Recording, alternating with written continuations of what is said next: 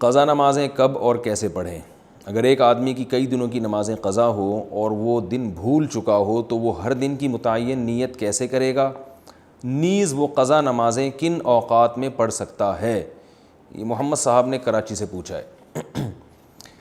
یعنی ان کا خلاصہ یہ نکلا کہ قضا نمازوں میں تو ہمیں نہیں پتہ ہوتا، جو قضاء عمری خاص طور پر پڑھ رہے ہوتے ہیں کہ کون سے دن کی کون سی نماز ہے، تو یہ خوب اچھی طرح سے سمجھ لیں، یہ سوال بہت زیادہ پوچھا جاتا ہے۔ قضاء عمری کیسے ادا کی جائے، اس کی نیت کیسے کی جائے؟ آپ نے سب سے پہلے تو ایک ڈائری میں ایک حساب لکھنا ہے کہ میرے ذمے کی قضا نمازیں ٹوٹل کتنی ہیں، ایک اندازہ لگانا ہے کہ آپ بالغ کب ہوئے تھے اور اس کے بعد کون سی نمازیں آپ پابندی سے پڑھتی رہے ہیں، کون سی پابندی سے چھوڑتے رہے ہیں۔ جمعے کی نمازیں تو اکثر لوگوں نے پڑھی ہوتی ہیں۔ اس طرح ایک ظاہر 100% نتیجے تک تو آپ نہیں پہنچیں گے، ایک لم سم اندازہ لگا کے ایک غالب گمان جس طرف جائے آپ نے ایک ڈائری میں نوٹ کر لینا ہے کہ جی میری اتنے سال کی فجر کی نمازیں، اتنے سال کی ظہر کی نمازیں، اتنے سال کی عصر کی، اتنے سال کی مغرب کی، اتنے سال کی عشاء کی، اور وطر بھی مستقل ایک نماز ہے۔ نبی صلی اللہ علیہ وسلم کی صحیح حدیث ہے، ان اللہ زادکم صلاۃ الا وہی الوتر، اللہ نے ایک اور نماز کا اضافہ کر دیا جو کہ وطر ہے۔ لیکن ظاہر ہے دوسری حدیثوں میں 5 نمازوں کو فرض قرار دیا گیا، تو اس سے پتہ چلتا ہے کہ وطر نہ تو 5 نمازوں جیسی فرض ہے اور نہ بالکل ایسی جیسے عام نوافل ہوتے ہیں۔ تو عبادات میں چونکہ احتیاط کے پہلو کو لیا جاتا ہے، تو اس لیے احناف کا یہ قول ہے، امام حنیفہ کی یہ رائے ہے کہ وطر کے ساتھ سلوک ایسے کیا جائے گا جیسے فرائض والا ہوتا ہے، یعنی قضا پڑھی جائے گی احتیاط کے پہلو کی وجہ سے۔ فرض سمجھا نہیں جائے گا اس کو کیونکہ نمازیں تو 5 فرض ہیں،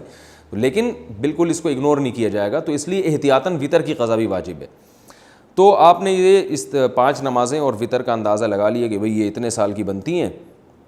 اور ایک ڈائری میں آپ نوٹ کر لیں۔ میں ڈائری میں نوٹ کرنے کا اس لیے کہہ رہا ہوں کہ یہ تجربے پر مبنی ایک حقیقت ہے، مشاہدے پر مبنی، کہ جو صرف حافظے پر چلتے ہیں وہ کنفیوز ہی رہتے ہیں ساری زندگی، وہ پھر بھول جاتے ہیں کتنی پڑھیں کتنی رہ گئیں۔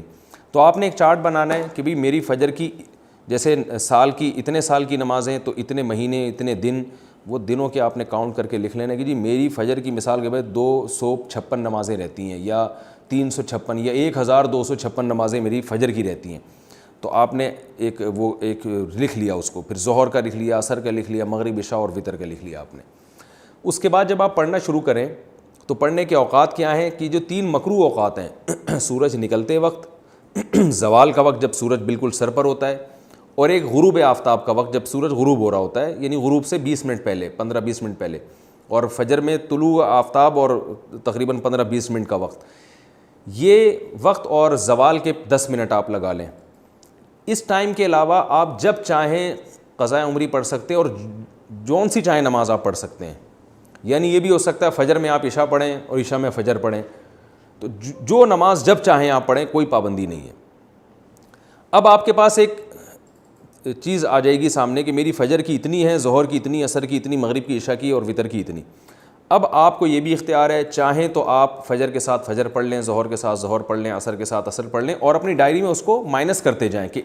کیونکہ بعض دفعہ جوش چڑھتا ہے، آپ قضاء عمری پڑھنا شروع کرتے ہیں اور پھر کچھ دنوں میں جوش ٹھنڈا ہو جاتا ہے، آپ بھول جاتے ہیں، پھر کچھ دنوں بعد دوبارہ جوش آتا ہے تو آپ کو یاد ہی نہیں ہوتا کتنی پڑھی تھی میں نے، تو وہ ساری زندگی آپ کنفیوز رہتے ہو، بھی شیطان